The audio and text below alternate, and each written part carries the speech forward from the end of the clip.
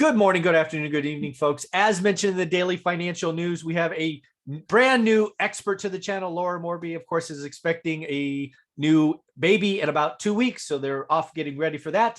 And we have the one and only and CNBC star, Todd Baldwin. How you doing, buddy?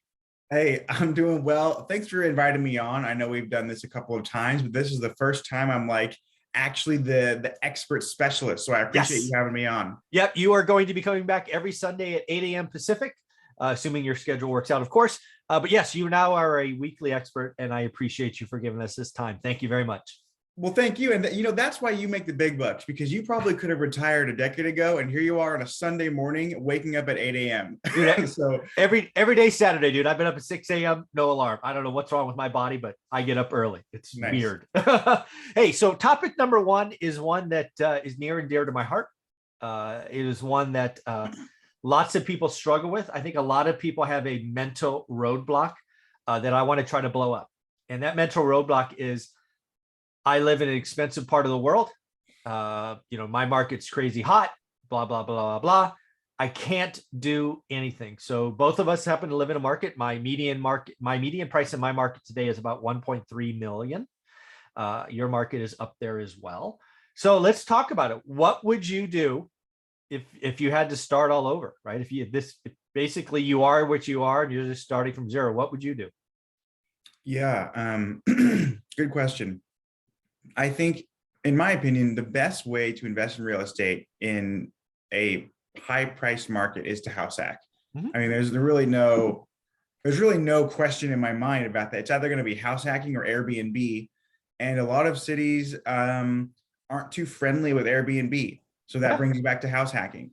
So, I know that not everyone will want to have roommates. I can appreciate that. I understand. I'm even at the point where I don't have roommates anymore, and I'll never go back. But if you can find a duplex, a triplex, or a fourplex, a small multifamily that you can still buy owner occupied with, potentially less than 20% down and a better interest rate, you live in one of the units. And if you rent them out properly, it should offset your entire mortgage plus some cash flow. This duplex that I bought when we first moved in, I think I was making $2,000 a month in cash flow and living for free in a house in a very expensive area. This duplex, by the way, cost me, I think, $900,000. But because I bought it owner occupied, I only had to put 10% down. My down payment was 90 grand, which I know is still a lot of money for folks listening out there. But here's one of the benefits to investing in a sort of high cost area is the massive appreciation. This duplex that I bought in August of 2019 for 900,000, the most current valuation of this place, $1.7 million. So not only did I make back my $90,000 down payment, I'm $700,000 ahead, something like that, right? In appreciation, just a couple of years. Now, I don't want to say that it's just magic and that'll happen for everyone. I don't want to be unrealistic, but that is what happened for me in this high priced area, right? So most people would have looked at this $900,000 building and said, gosh, I could never afford that.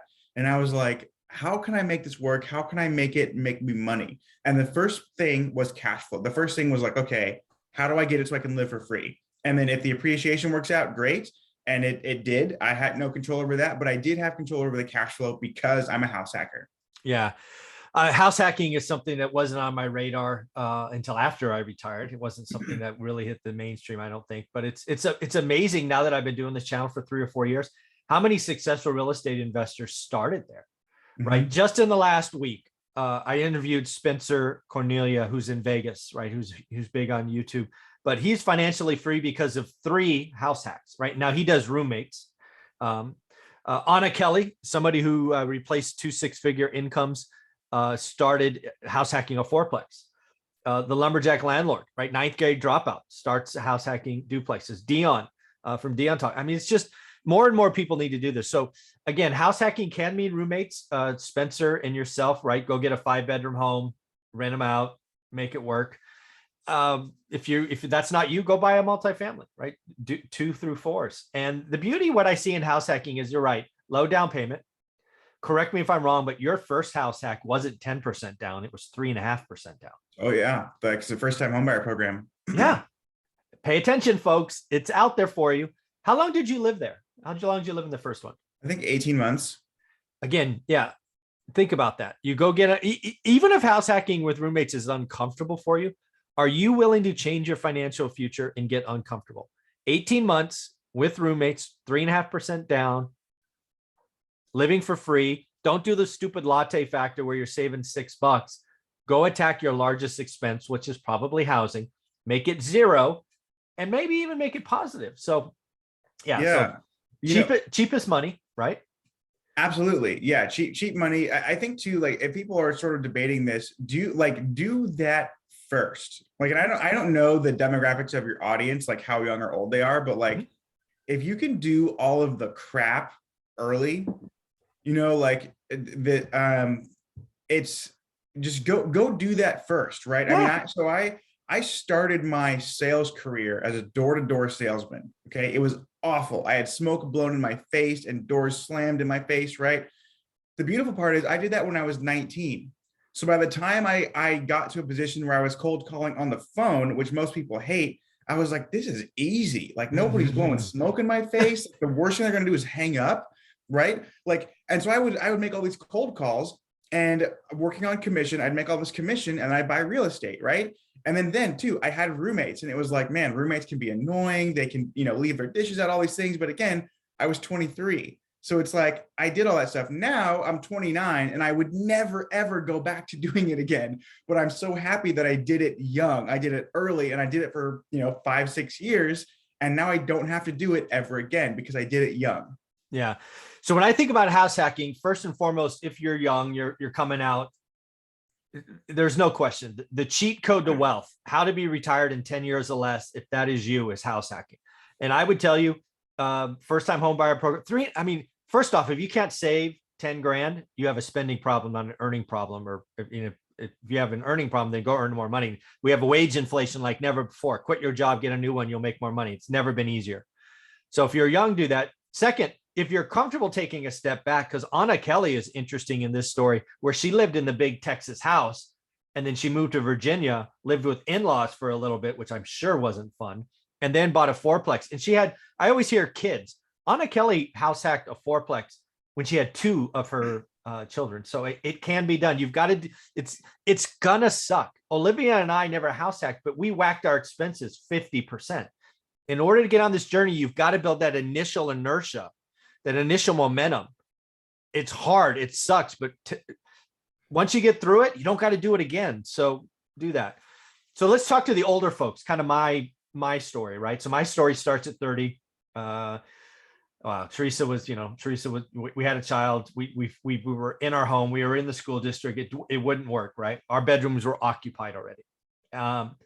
For us is, okay, we learned our market, right? I call it real estate's a skill, so you can learn it.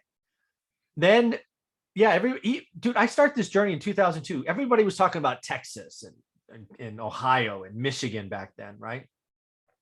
And I just could never get around that, right? I think out-of-state investing is fine, but I think you need to learn the skill first, and it's easiest to learn in your backyard. Well, I tried that for a year, 52 Sundays, nothing, right? Because everybody says invest 30 minutes from home. I want to challenge everybody that's kind of in my story where house hacking's not for you. Fine. Pull out a map of your state and start drawing circles, 30 minutes, 60 minutes, 90 minutes, 2 hours. I end up going 2.5 hours from my home to find a market that I've never left, Fresno, California. There's got to be, even if you're in Manhattan, there's a lot of places you can get, like Miami, a lot of places, LA, Beverly Hills. Wherever you're at, there are markets within driving distance. But again, you're going to have to sacrifice. Do you think it was fun driving to Fresno twice a month, 3 times a month to go look at 1 property, 2 properties? No, but you've got to look at this. The people that are buying sight unseen, oh my goodness, you're eventually going to get got. So that's kind of my thought. So again, I think there's a lot of great real estate markets in driving distance. For whatever reason, people are enamored with getting on airplanes and buying cheap, and you can go broke buying cheap. What do you think? Yeah, I think people are looking for the glamorous thing. It's, it's cool. Like, oh, I'm flying first class to go look at real estate. That's a 5-hour flight from my home because I'm a big baller now. That's how people go broke real fast. I'm spending money. My houses, of course, I lived in the first one, right, as a house hack, and all of my rental properties were in, I think a 3, maybe 4 minute radius from my first house hack, right? Wow. I had 6 houses all within like, yeah, probably like 5 minutes from each other. And I kept moving. I would change houses to take advantage of a new owner occupied and new Yeah. low down payment, right? Um, there was nothing glamorous about what I was doing, right? Nothing glamorous at all. I had roommates. My wife and I were sharing a car, like all this stuff, right? And so, no, it's not fun. Just like driving 2.5 hours to Fresno wasn't fun. I also think too, there are some people out there that actually don't care about being crazy rich. They just want their lives to be easier. And if you can find a way to offset your living expenses, that could be enough for you. I mean, like whether it's buying a duplex and renting out one half, like maybe you don't want to be a big real estate tycoon like Michael Zuber. Maybe you just want to like live for free and chill Yeah. and spend more time with your family. And that's great. And you can do that when you find the right real estate. Oh, I think most people are there. In fact, when I start my journey, that's what I wanted. I just wanted to remove the pressure, right? I grew up very financially insecure. I never wanted to go back. I never wanted Olivia and the daughter to feel that. That was my burning desire. I was like, I got it. Because I had seen my father, who at the time was, when I was growing up, was the only income earner, right? Mom stayed home, all of that. And he didn't have a college degree. He was unemployed a lot. And the only time money in my household was discussed was when we didn't have any, and that was a lot. So I just never wanted that. I that's why I had 2 jobs and took a full load in college, and I've done all these crazy things. So it's just, I don't know, this fear in the back of my mind that I was going to put my family through that.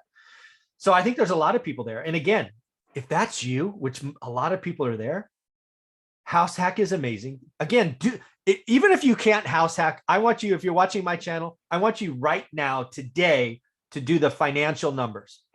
Go find a 5-bedroom house in your area, 5 or 6, right? It's got to be big. And then go do some math just to see 3.5% down, first time home buyer. So it's going to be nothing, right? Your first house down was like 18 grand, right? Yeah, like 19. Yeah, 18, 19 grand. Mm-hmm.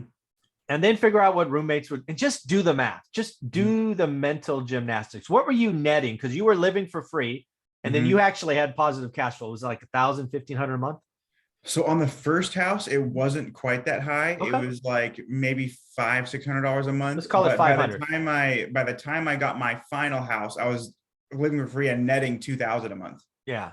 So again, do the math. Just figure out what house hacking could, because again, the beauty of house hacking is you take your largest expense and make it 0. If you happen to add income on top of that, in this case, 500, all the better. But even if it's 0, you are 2,000-3,000 net ahead. Just do the math today. Do me that favor. And I know you're watching and you can't do it and all of that. Do it anyway. 5 bedrooms, go find it. Do the shortcut, figure out what the mortgage payment will be, see what you can rent, just to see. So, and then if you're older, you're already set, you're 30, 40, 50, and you've got families and house hacking is not there. I get it. I want you to pull out a map if you're in an expensive city, and I want you to list every city. Let's see, every city with more than 100,000 people in it, right? That's your homework assignment. If you're not going to do the first house hacking one, pull out a map, draw 2 hours from your home. I want to know every city with 100,000 people in it or more. That's your exercise. Nobody gets to complain on this channel. Do the work. There you go. Any thoughts on as we wrap this up? Because again, it's possible. People just need to get uncomfortable and sacrifice for a couple of years and build that inertia. I will say one last thing. If you're a creative person, but you don't love the idea of driving hours and hours out of your way to go look at real estate, you don't love the idea of roommates or whatever, I actually met a guy in my area who has a very normal house. But what he did was in his backyard, he built a beautiful tree house that he put on Airbnb. Are you kidding me? I'm not kidding. Any idea what this dude gets per night on his tree house? Just if you had to guess. A night. Oh, I don't know, $100. $500 per night for his treehouse, 100% occupancy. I went and stayed at his treehouse. I paid $1,000 to stay 2 nights. It is booked every night of the month. It is literally, it's sold out because it's so unique, right? Because Who's going to go stay in a treehouse? And this dude, normal house, he makes 15 grand a month from his freaking treehouse in his backyard. Well, do me a favor. Send me a link to that. I want to get a picture. I might make it the thumbnail of this video. Will do. Todd, how can people find you? Because you were doing amazing things and helping so many people. Well, thank you. Yeah, the best way to get in contact with me is through Instagram. My handle is at Todd J. Baldwin. I also have a YouTube channel that's not nearly successful as One Rental at a Time, but you can find me there. Just my name, Todd Baldwin. Thanks, buddy. I appreciate it.